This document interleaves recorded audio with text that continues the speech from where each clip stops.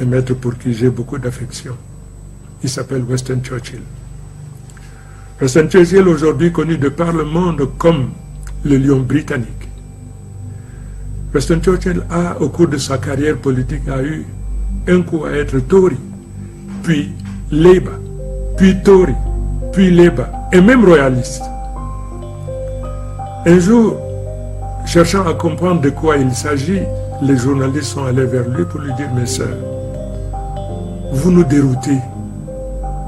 Tantôt vous êtes Labour, tantôt Tory, et même autre chose. De quoi il s'agit, maître ?» Il dit « Vous n'avez pas compris ?» « Non, nous n'avons pas compris ça. Je suis à la recherche de la perfection. Il faudrait que vous ayez la capacité de vous remettre en cause chaque fois que vous pensez que l'objectif reste le même. Mais si, chemin faisant, vous êtes confronté à des vents contraires, l'objectif reste. Mais vous modifiez toujours la trajectoire tout en gardant l'objectif. We shall never surrender!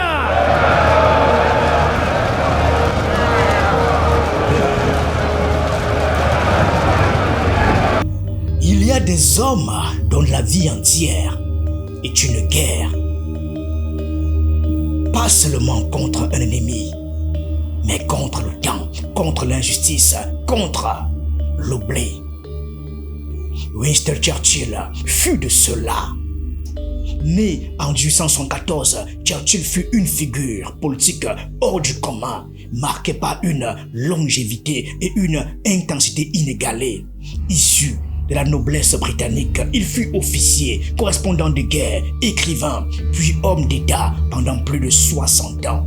Sa carrière débute comme député, conservateur en 1900, avant qu'il ne tranche pour un chemin audacieux en rejoignant le Parti libéral 4 ans plus tard. Il y introduit des réformes sociales majeures, des premières pierres de ce qui deviendra la sécurité sociale et la limitation des heures de travail.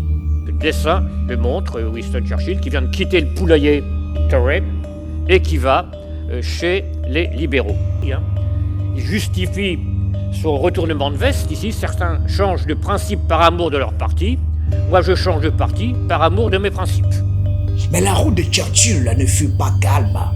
La débâcle des Dardanelles durant son mandat de Premier Lord de l'Amirauté pendant la Première Guerre mondiale le précipita dans la disgrâce. Pourtant, ce grand homme ne se rend jamais. Il reprend du service au front, puis revient aux affaires, gérant l'armement et la guerre. Il va redevenir conservateur. Et il justifie ça par une autre formule à la Churchill. Tout le monde peut retourner sa veste, mais il faut être habile pour la remettre à l'endroit. Voilà. La Seconde Guerre mondiale révèle sa vraie grandeur. Premier ministre de 1940 à 1945, il incarne la résistance farouche à la menace nazie. Ses discours enflammés, sa nuit sans sommeil, son indomptable volonté forge l'espoir. Churchill devient la lumière dans la nuit la plus noire. Mais la victoire ne met pas fin au combat. La paix est une autre guerre, celle des alliances changeantes, des coups politiques et des promesses non tenues. Churchill traverse ces tempêtes avec la même ténacité. Et l'un de ses plus beaux discours, je trouve, c'est celui qu'il fait après l'évacuation de Dunkerque, où il a essayé de sauver le maximum de gens. Bien que de vastes étendues en Europe et plusieurs nations glorieuses et vénérées soient tombées ou risquent de tomber dans les griffes de la Gestapo ou sous l'odieuse férule de la domination nazie, on ne verra ni faiblir ni faillir. Issa Chiroma Bakary, lui, se tient aujourd'hui sous un ciel aussi sombre au Cameroun. Cet homme d'État camerounais puise dans l'histoire de ce titan une inspiration et une stratégie. Dans le silence assourdissant des rues désertées, dans le cri vibrant des villes mortes, résonne la révolution portée par Chiroma, un homme qui refuse de plier, déployer un combat qui refuse d'être oublié. Mais l'histoire ne s'écrit jamais seule. Avant Chiroma, d'autres ont dû affronter la tempête. Et parfois, pour bâtir la paix, Il faut savoir parler à l'adversaire comme l'ont fait Mandela et de Klerk. Il y a Mandela et il y a toujours des photos de De Klerk et Mandela. Mais à chaque fois, c'est une histoire sur Mandela qui ressort, dans laquelle De Klerk n'apparaît que quelques minutes. Je me suis demandé pourquoi et j'ai voulu comprendre ce qui s'était réellement passé avec De Klerk. Nelson Mandela et Frédéric Willem de Klerk vécurent une des relations les plus complexes, intenses et paradoxales de l'histoire moderne. L'un symbole universel de la lutte contre l'oppression raciale passe 27 années en prison pour combattre l'apartheid. L'autre, dernier dirigeant blanc d'Afrique du Sud, héritier d'un système raciste qu'il choisit pourtant de démanteler. Called by my initials, in Afrikaans, my home language, FV, in English FW. Il y avait simplement une opportunité et je pense que De Klerk l'a saisie. Mais ce qui est intéressant, c'est que personne ne le connaissait vraiment, personne ne savait d'où il venait. En 1989, alors que le pays tangue au bord du gouffre, De Klerk fait un geste révolutionnaire. Il libère Mandela et légalise les mouvements anti-apartheid. Ce fut le début d'un bras de fer politique et humain d'une rare intensité. Les deux hommes se rencontrent en secret, entament des négociations qui marqueront un tournant historique. En 1993, le combat commun pour une Afrique du Sud nouvelle les réunit une dernière fois. Honneur suprême par le prix Nobel de la paix, Mandela saluera le courage de De Klerk, malgré leurs différends personnels, comme un acte de bravoure inestimable face à l'histoire.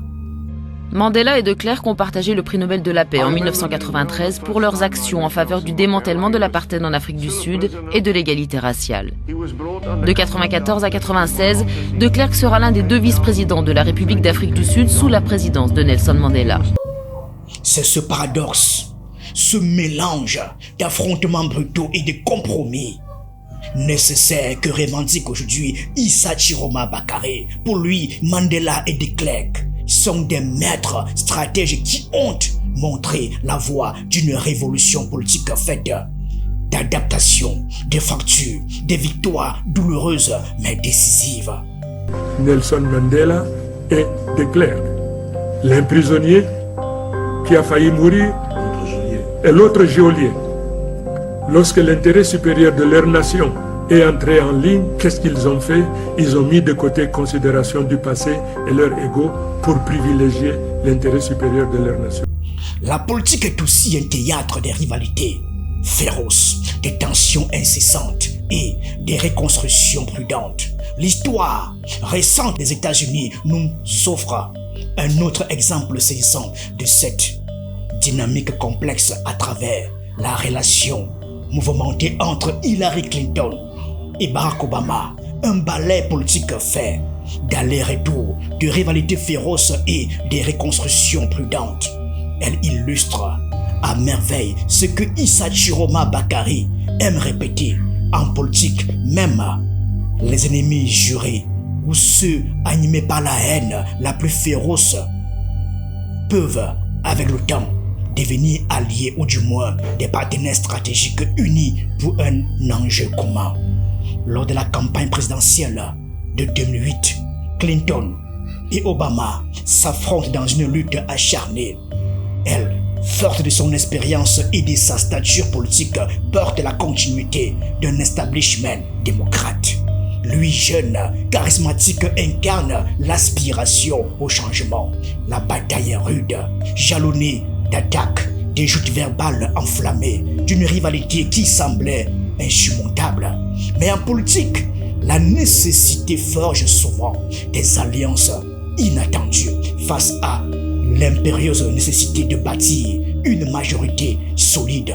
Clinton et Obama dépassent leurs différents. Une alliance se tisse à force de concessions et de négociations, souvent menées dans l'ombre. Obama, malgré ses réserves initiales, rallie Clinton qui accepte de devenir sa secrétaire d'État. Leur relation, d'abord conflictuelle, évolue vers une coopération pragmatique fondée sur un intérêt stratégique supérieur. garantir une politique étrangère cohérente, consolidée et efficace pour faire avancer leur vision. Se souvenant de ces épisodes, Obama et Clinton deviennent plus que des adversaires. Ils incarnent la puissance du compromis et de la stratégie politique. Ils montrent que le chemin vers le pouvoir et la révolution passe parfois par le dépassement des haines les plus farouches. C'est cette intelligence du pouvoir que Issa Chiroma Bakary admire. Ce réalisme froid, cette lucidité brûlante. Aux États-Unis, souvenez-vous de la campagne féroce, atroce entre Hillary Clinton et Obama. Vous vous souvenez? Ils se vouaient pratiquement une haine à couper au couteau, n'est-ce pas?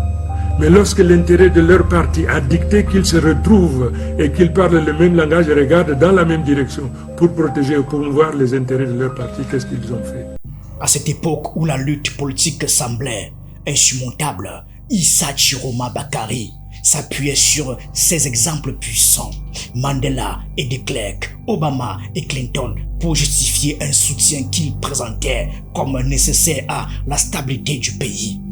Il parlait alors de l'intérêt supérieur de la nation. Pour lui, comme pour ces figures historiques, il fallait dépasser les haines, les clivages, les rancunes personnelles, sacrifier le court terme pour préserver la paix sociale et préparer un avenir plus grand que les querelles partisanes immédiates.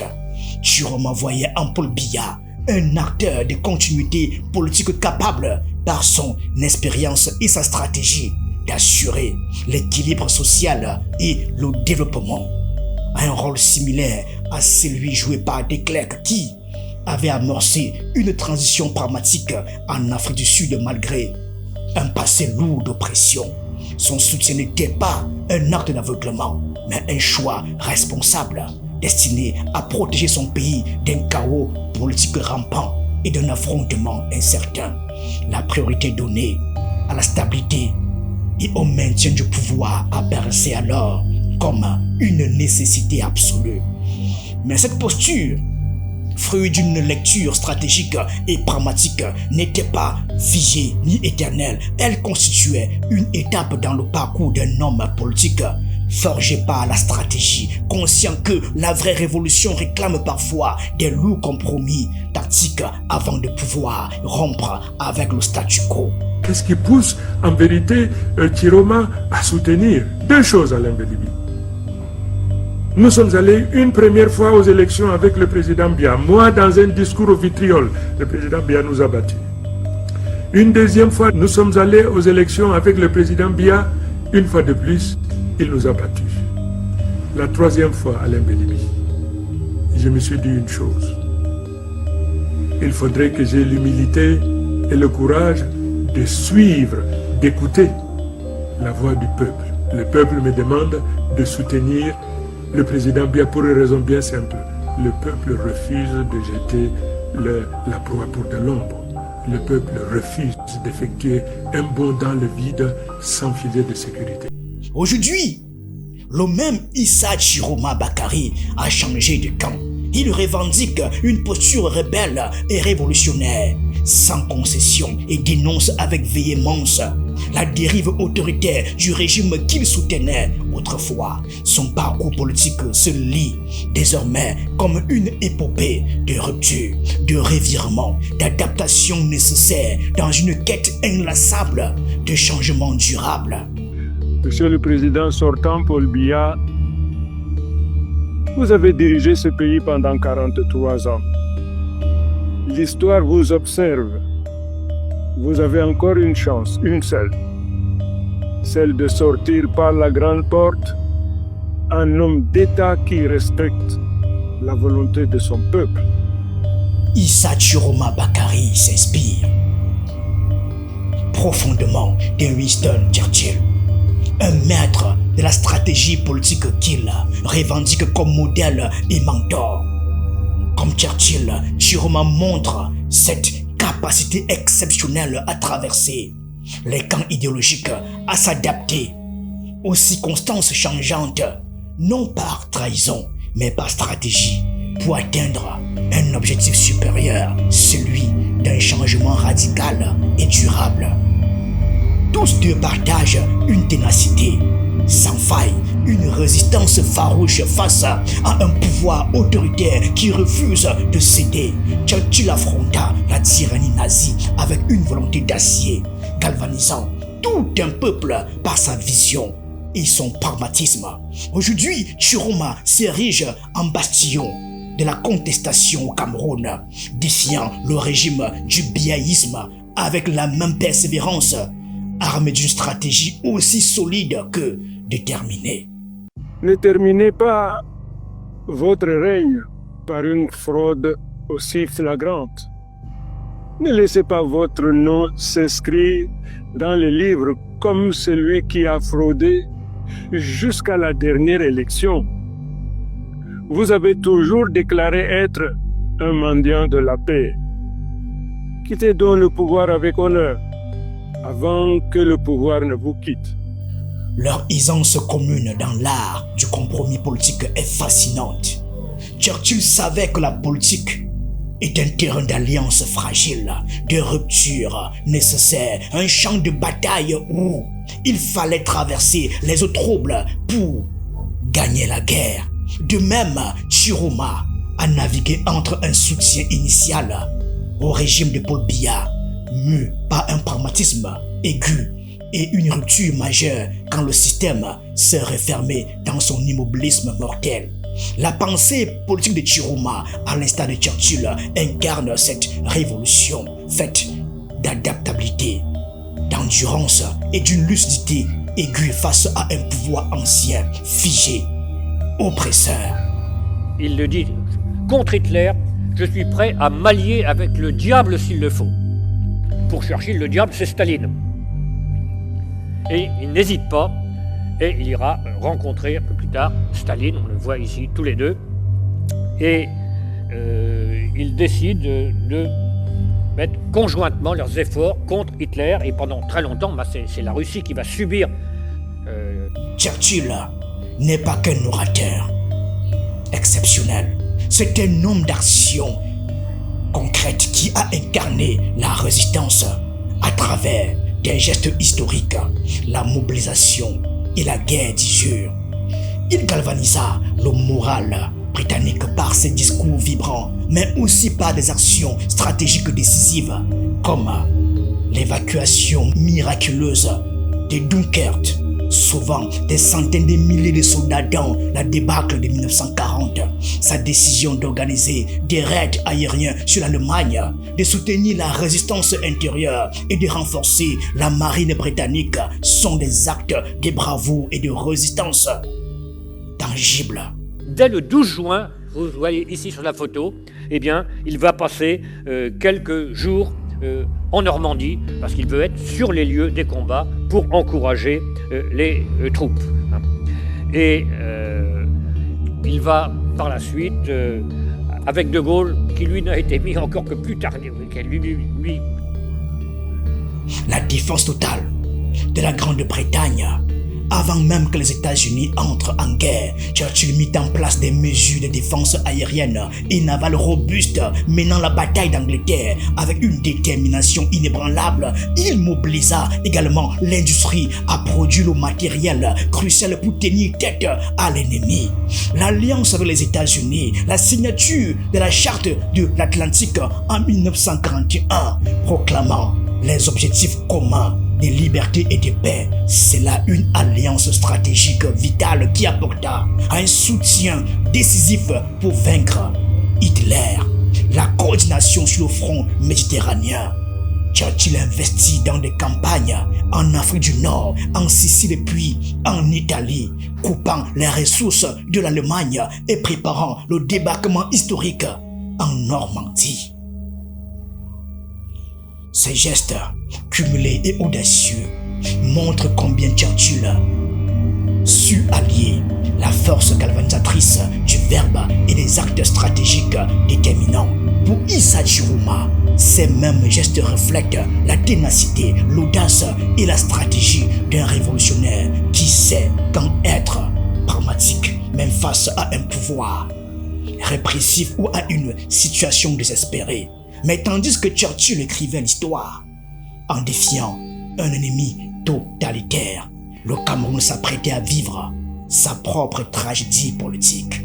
Mais nous allons commencer ce journal par une situation extrêmement confuse qui règne à Yaoundé, la capitale du Cameroun. À 9h ce matin, nous recevions une dépêche de l'agence France Presse annonçant que des tirs intenses à l'arme lourde s'étaient produits pendant toute la nuit et que ce matin, des blindés faisaient mouvement vers le palais présidentiel. La radio nationale diffuse de la musique militaire, mais pour le moment, on ne peut pas parler de coup d'État. Une seule indication, cette déclaration de l'ancien président camerounais, M. Ahidjo, si ce sont mes partisans, dit-il, qui sont dans le coup, ils auront le dessus, je crois. Le 6 avril 1984, une date gravée dans la chaise du Cameroun. Ce jour-là, la capitale s'éveille dans le fracas des armes, les cris, la peur. Le pays vacille sur son axe. Un groupe d'officiers de la garde présidentielle regroupés dans le mouvement clandestin dénommé Jose tente de renverser le régime de Paul Biya à peine 2 ans après son accession au pouvoir à la suite de la démission d'Amadou Ahidjo. Ce n'était pas une simple mutinerie, c'était une déflagration politique, un choc tectonique entre deux Cameroun, celui du Nord, héritier d'Ahidjo, et celui du Sud, porté par Biya. La décision présidentielle de muter plusieurs officiers nordistes hors de Yaoundé agit comme une étincelle dans une poudrière. Paul Biya avait collaboré pendant 15 ans avec le président Ahidjo, une collaboration qui aurait dû créer les conditions d'une transition en douceur. Pourtant, une crise grave oppose rapidement Paul Biya, originaire d'une petite ethnie du Sud, et l'ancien président, représentant le Nord de religion musulmane. En août dernier, le président Biya démet son premier ministre et le ministre des Armées, tous deux considérés comme proches de l'ancien président. Il est probable qu'aujourd'hui, ce soit leur revanche. Les blindés sortent, les balles sifflent, les rues de la capitale deviennent un champ de bataille. Pendant plusieurs heures, le pays retient son souffle, puis vient la répression. Foudroyante, implacable. Des centaines d'arrestations, des procès expéditifs, des exécutions. Le Cameroun entre dans la peur et Paul Biya dans la légende du pouvoir absolu. Paul Biya fait condamner son prédécesseur à mort par contumace. Ce jour-là, le rêve d'un Cameroun réconcilié s'effondre dans la poussière des casernes et un jeune ingénieur du Nord, brillant, audacieux, nommé Issa Chiroma Bakari, est accusé de complicité. Le voilà plongé dans l'abîme. Arrêté, torturé, incarcéré pendant près de 6 longues années, Chiroma entre dans l'histoire, non pas comme un vaincu, mais comme un homme marqué à vie par la tragédie du pouvoir. Dans les ténèbres de sa cellule, il médite sur la fragilité de la République, sur la brutalité des régimes qui ont peur de leur peuple. Ce n'est plus un simple militant, c'est une conscience en gestation. Le prisonnier devient prophète. Sa détention forge un autre Chiroma, un homme pour qui la politique n'est plus un jeu de salon, mais une arène où l'on saigne pour ses convictions. Lorsqu'il retrouve la liberté au début des années 1990, le pays est en ébullition. Le vent du multipartisme souffle, les rues grondent, les opposants se lèvent et Chiroma, rescapé de l'enfer carcéral, entre dans l'arène. Il rejoint les rangs de l'opposition, notamment l'UNDP, et s'impose comme une voix forte, indocile, dérangeante. Le système qu'il a vu de l'intérieur, il le combat désormais à visage découvert. Les revendications pour la démocratie ont commencé avec ce qu'on a appelé l'affaire Yondo Black et autres. Parmi les autres, il y avait des personnalités comme Henriette Ekoué. Henriette Ekoué, par exemple, je savais qu'elle était précédée d'une espèce d'aura, n'est-ce pas, de son passé militant UPCiste. Henriette Ekoué est journaliste et militante, cofondatrice avec Dieu Kamchameni de Cap Liberté. Le comité pour la libération de Ndjaoué, Djokam Tchamini et quelques autres activistes, dont Sindjoun Pokam, Anissa Ekane, le transformeront en un mouvement de revendication de liberté démocratique qu'ils vont appeler Comité d'action populaire pour les libertés, Cap Liberté. Avec un Issa Chiroma dans ses rangs, l'opposition veut s'inviter à Yaoundé, mais échec. Mais vous vous rendez compte qu'ils ont été d'une naïveté incroyable. Ils se réunissent tous dans une même maison pour faire la réunion. Et là, nous, on tente de les filmer. Ils se sont réunis chez Damzoya et Sos, n'est-ce pas, vers le plateau, pour faire la réunion de la marche. Qu'est-ce que vous voulez que la police fasse? La police a bouclé, c'était tout. Mais la politique camerounaise, comme la mer ne connaît pas de calme durable, les alliances se font et se défont. Les amitiés se retournent, les convictions s'éprouvent.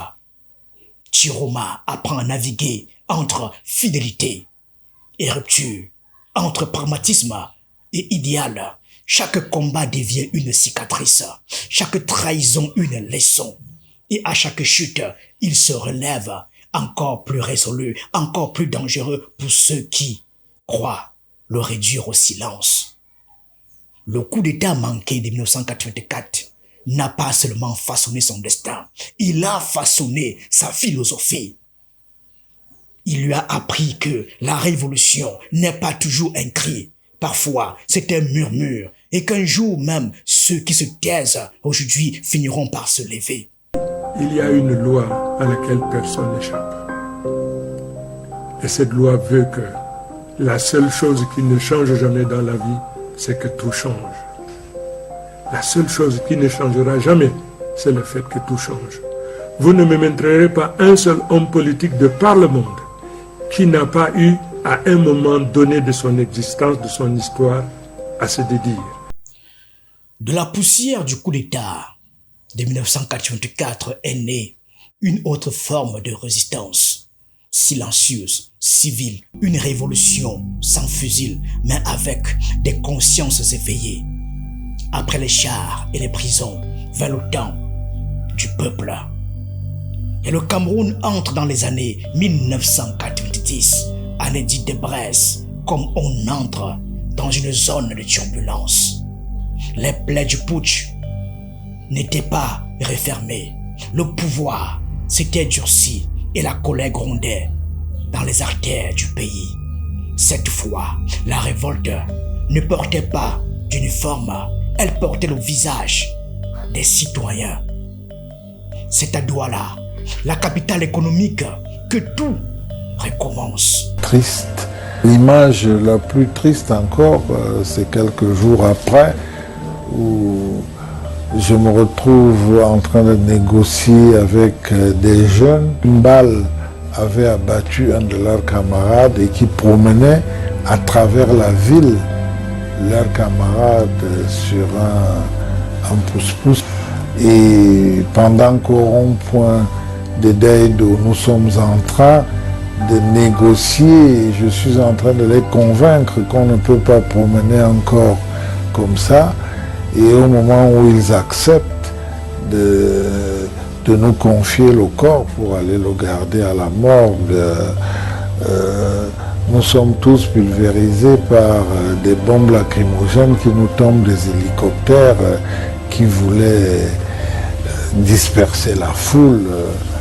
Je me suis toujours demandé comment j'ai fait pour sortir de cet endroit, mais j'en suis bien sorti. Mais toujours est-il dit que les jeunes sont allés quelques instants après brûler le commissariat d'où ils étaient partis, je crois, au 9e arrondissement. L'opération Ville Morte, lancée entre 1990 et 1991, a profondément marqué la contestation politique camerounaise. Initiée par des forces de l'opposition avec Mbouama Sok à la tête, cette lutte pacifique visait à contraindre le régime de Paul Biya à organiser une conférence nationale souveraine, exigence majeure de cette époque. Mbouama Sok et ses compagnons avaient diffusé des tracts appelant chefs d'entreprise, écoles, hôpitaux et populations à cesser toute activité les 18 et 19 avril 1991. Ce geste politique et stratégique paralysa la capitale économique, frappant au cœur l'appareil étatique pour forcer la main à Biya. Cette conférence nationale souveraine était réclamée dans un climat où l'opposition démocratique espérait la refondation politique authentique. Le but, suspendre la constitution coloniale, symbole d'autoritarisme, pour bâtir une république véritablement représentative, démocratique et pluraliste. Quand les villes mortes commencent, les Bois-Maçons voulaient Douala. Ils ont dit, Douala va s'arrêter pendant 2 jours.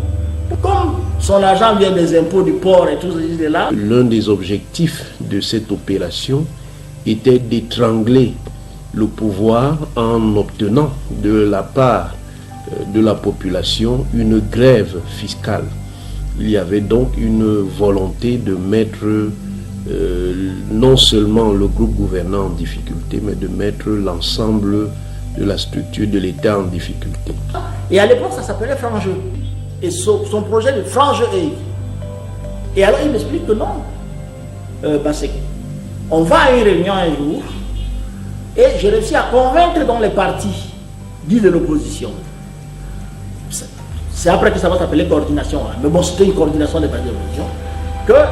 On va tout arrêter et on propose les dates le 18 et le 19 avril. Et il m'explique pourquoi il prend ces dates en avril. Hein. Il m'explique pourquoi. Parce que l'UPC a été créé le 9 avril 1948. Et bon, le 9 avril, c'est pas possible, c'est assez tôt, donc on dit le 18. Et c'est comme ça que Bois-Maçon va commencer à préparer donc des tracts. Au cours de la réunion de trucs, quand Bois-Maçon redéveloppe l'idée de Frange, il y a quelqu'un dans la salle, et ça c'est Bois-Maçon qui m'a dit, qui dit, bon alors, ce que tu nous expliques, c'est simple. Il faut que tout le monde le comprenne. Ça veut dire que le 18 et le 19, il faut qu'il y ait des villes mortes. Rien ne bouge. Le 17 et le 19, il faut des villes mortes. Et c'est comme ça que le nom ville morte va se reprendre. Mais Paul Biya rejeta cette demande comme sans objet en juin 1991. Je l'ai dit et je le maintiens. La conférence nationale est sans objet pour le Cameroun. Nous passerons. Le Cameroun restera. En réponse, une réunion dite tripartite eut lieu du 30 octobre au 18 novembre 1991 à Yaoundé, réunissant gouvernement, partis politiques et société civile. Cette tentative de désescalade permit quelques réformes cosmétiques mais n'ébranla pas le pouvoir profond. La vraie refondation attendrait. La candidature du chairman John Frundi à l'occasion de l'élection présidentielle de 1992. Donc certains ont pensé que pour essayer d'obtenir l'alternance, peut-être fallait-il revenir à ces modes de mobilisation. Sauf qu'entre-temps, le pays a changé.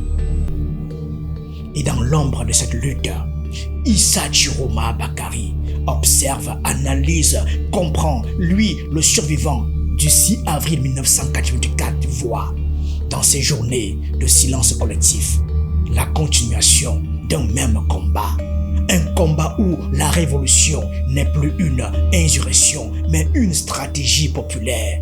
Une force calme mais redoutable, car Chiroma comme Bois-Maçon croit en la puissance de la conscience. Il sait que les peuples ne se libèrent pas toujours par les armes. Parfois, ils se libèrent par la cohésion, par la discipline, par le refus de collaborer avec l'injustice. Ceux qui ont connu la peur savent que le vrai courage, c'est parfois de rester debout sans bouger. Cette période historique est le socle de la tactique qu'Issa Chiroma reprendra, amplifiant la pression et forgeant la puissance du combat populaire au Cameroun. J'ai instruit donc qu'il y ait 3 jours de villes mortes, et ces villes mortes là, participent justement de la résistance. Je demande donc à tous les Camerounais, où ils se trouvent, de rester à la maison pendant 3 jours pour témoigner de leur mécontentement et de leur engagement à se battre jusqu'à ce que la vérité des urnes dont nous nous prévalons prévale et que nous puissions récupérer notre victoire. Mais pour comprendre le Chiroma d'aujourd'hui, il faut mesurer la profondeur de sa rupture. Car celui qui hier encore appelait au dialogue et à la stabilité au nom de l'unité nationale est aujourd'hui le même homme qui orchestre la paralysie du pays. L'histoire, encore une fois, s'invite dans son parcours. Comme Churchill, passant de la conciliation à la résistance, Chiroma lui aussi a changé de camp de bataille.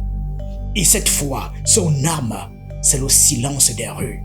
Depuis 8 heures, je suis sorti jusqu'à maintenant, je travaille 1000 francs à peine.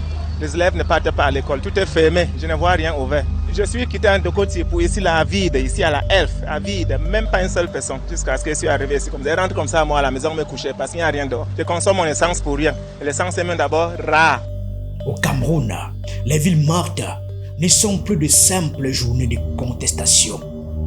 Elles sont devenues un cri, une stratégie, une démonstration collective de pouvoir.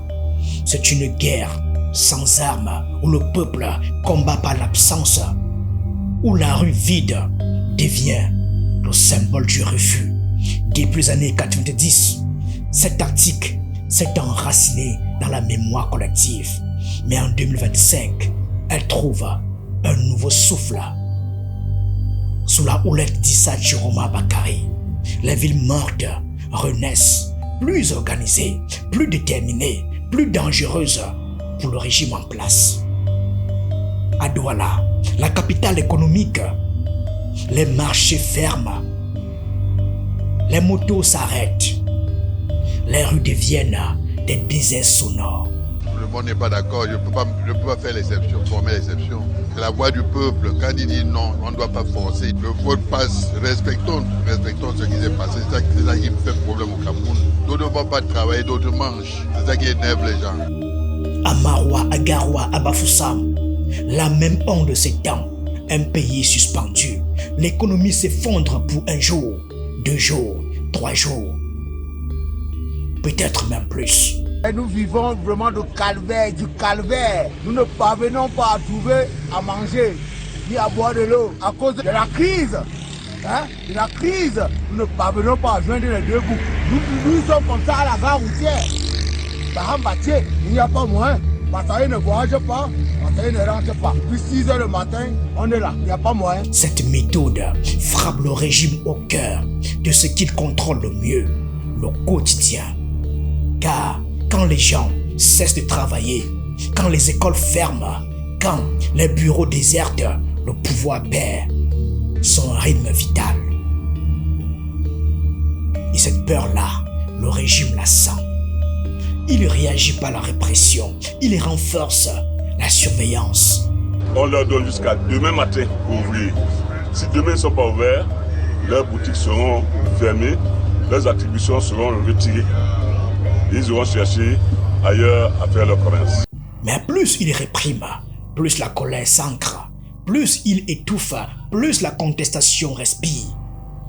Des barricades se lèvent, le pays entre dans une tension lourde, électrique presque insoutenable. Et dans cette tempête, une voix se détache, celle d'Issa Chiroma Bakary. À mesure que les villes se taisent, Chiroma parle. Comme vous savez, nous avons remporté une victoire écrasante, mais par l'entremise du Conseil constitutionnel et de toutes leurs équipes, cette victoire, pour l'instant, elle est confisquée. Mais nous sommes engagés à nous battre sans réserve. Et nous ne ménagerons aucun effort pour que cette victoire soit récupérée. Issa Chiroma revendique aujourd'hui une victoire claire à la présidentielle du 12 octobre 2025. Une victoire qu'il présente non pas comme un succès personnel, mais comme un soulèvement démocratique. Une victoire qu'il oppose à ce qu'il appelle la gérontocratie corrompue et l'usure du pouvoir.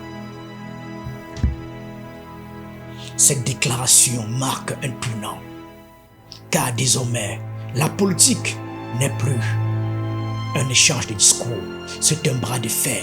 Et pour Chiroma, les villes mortes deviennent son champ de bataille.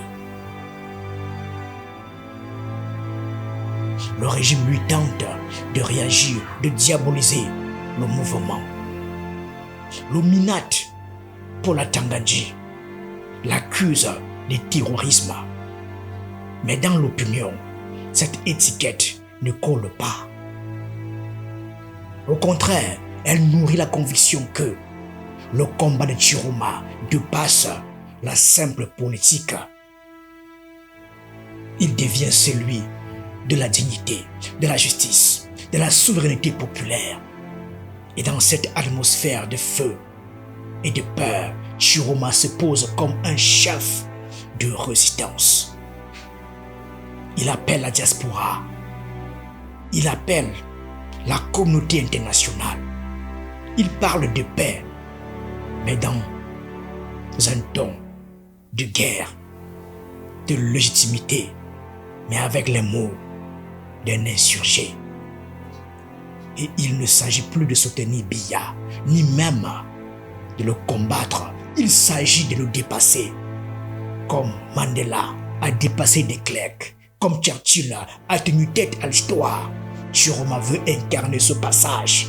Cette bascule où la loyauté cesse d'être soumission pour devenir courage.